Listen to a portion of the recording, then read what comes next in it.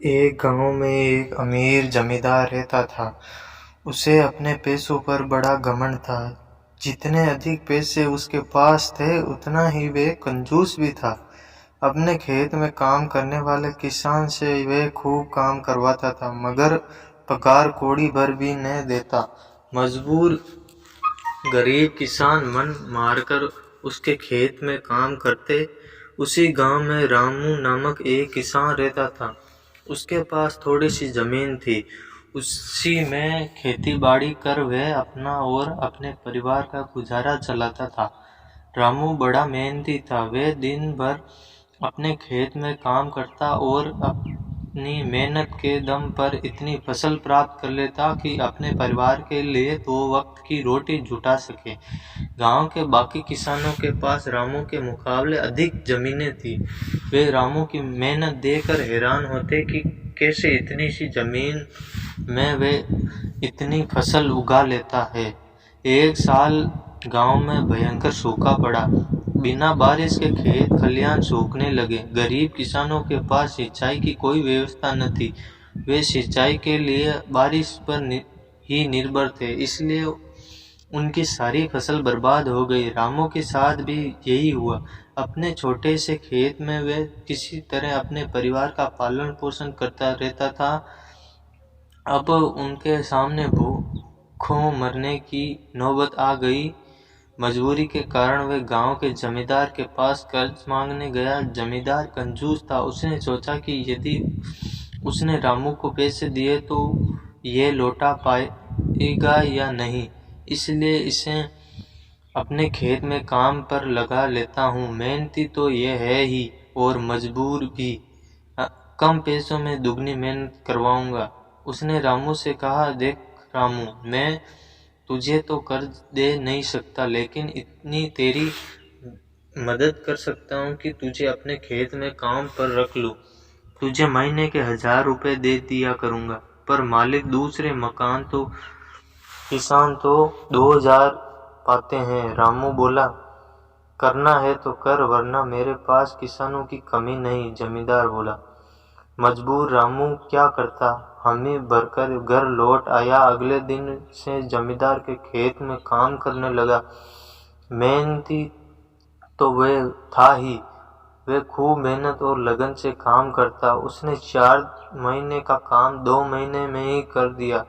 ये देख जमींदार बहुत खुश हुआ, लेकिन इसके मन में मक्कारी जाग उठी। उसने सोचा कि 4 महीने का काम तो इसने 2 ही महीने में कर दिया, क्यों न इसे निकाल दूं, इससे मेरे 2 महीने के पैसे बच जाएंगे। उसने रामू को बुलाया और उसके 2 महीने के पैसे देकर, रामू, ये ले तेरे पैसे, कल से मत आना, अब मुझे तेरी जरूरत नहीं। यह सुनकर रामू परेशान हो गया। बड़ी मुश्किल से उसका घर चल रहा था।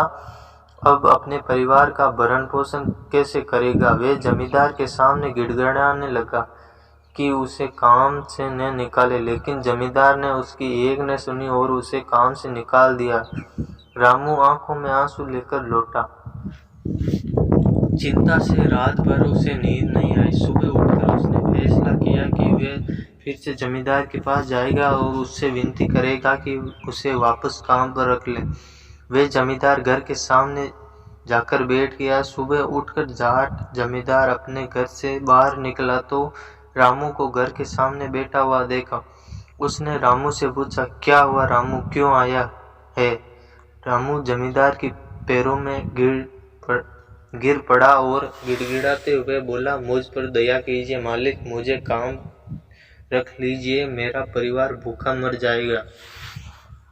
जमींदार ने उसकी एक ने सुनी और उसे धक्के मार के वहां से निकाल दिया। रामू उस समय तो वहां से चला गया, लेकिन अगली सुबह फिर सेठ के घर के सामने जाकर बैठ गया। जमींदार ने उसे फिर बुरा भला कहकर भगा दिया।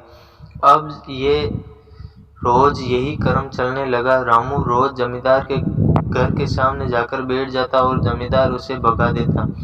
पूरे गांव में इस बात की चर्चा होने लगी। सब जमींदार को बुरा भला कहने लगे। तंग आकर जमींदार ने सोचा कि क्यों ना कुछ दिन परिवार सहित दूसरे गांव चला जाऊं। मुझे घर पर ना देखकर रामू यहाँ आना बंद कर देगा। अगले दिन वे परिवार सहित दूसरे गांव अपने रिश्तेदार के घर चला गया। 10-15 दिन रिश्तेदार के घर रहने के बाद वे अपने घर पर लौटा तो मोहन को अपने घर के सामने बैठा नहीं पाया। वे मन ही मन खुश हुआ कि चलो उससे पीछा छूटा, लेकिन वे चकित भी हुआ कि आखिर रामू ने आना बंद क्यों कर दिया। उसने गांव वालों को बुलाकर पूछा तो पता चला कि रामू घायल है और अपने घर पर पड़ा हुआ है। जमींदार ने पूछा क्या हुआ उसे।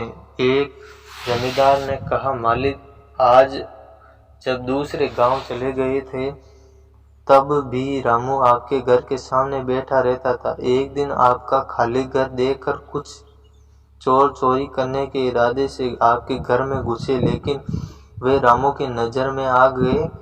रामू अपनी जान की परवाह न कर उनसे उलझ गया और उन्हें भगा दिया। उनके बीच बहुत हाथापाई के कारण रामू घायल हो गया।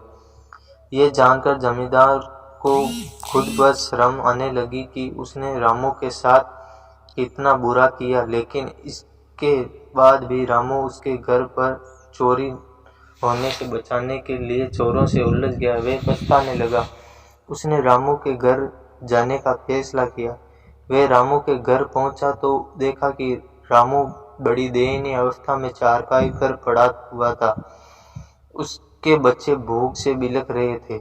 ये देख जमींदार का दिल भर आया। उसने रामू से अपने किए की माफ़ी मांगी, उसका इलाज करवाया और ठीक होने के बाद अच्छी पगार के साथ उसे फिर से काम पर रख लिया। इस कहानी से हमें ये सीख मिलती है कि कभी किसी के साथ बेईमानी नहीं करनी चाहिए, सदा ज़रूरतमंदों की सहायता करनी चाहिए, अपना काम ईमानदारी से करना चाहिए।